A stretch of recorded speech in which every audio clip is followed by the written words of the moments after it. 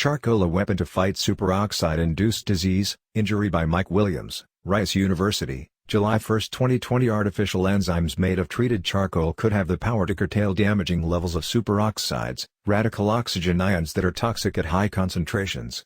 The nanozymes developed by a Texas medical center team are highly effective antioxidants that break down damaging reactive oxygen species, ROS, produced in abundance in response to an injury or stroke.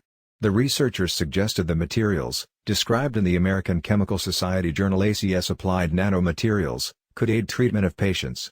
The biocompatible, highly soluble charcoal is a superoxide dismutase, and was synthesized and tested by scientists at Rice University, the University of Texas Health Science Center's McGovern Medical School and the Texas A&M Health Science Center.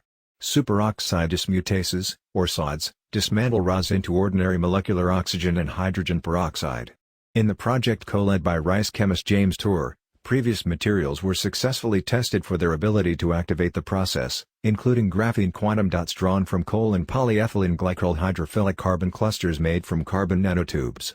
They have now found oxidized charcoal nanoparticles are not only effective antioxidizers, but can also be made from an activated carbon source that is inexpensive, good manufacturing practice, GMP certified and already being used in humans to treat acute poisoning.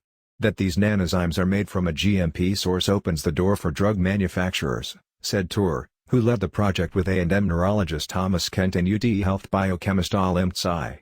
While coal was effective, an issue is that it can have a variety of toxic metallic elements and impurities that are not consistent across samples. And the clusters made from carbon nanotubes are very expensive. The disclike nanozymes are prepared from powdered, medical-grade charcoal oxidized by treatment with highly concentrated nitric acid.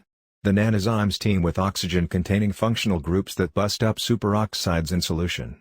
Tour noted the nanozymes are able to pass through the membranes of cells' mitochondria to quench a major source of free radicals without killing the cells themselves. We published a paper on this recently, he said. This seems to be really important to why these work so well in traumatic brain injury and stroke.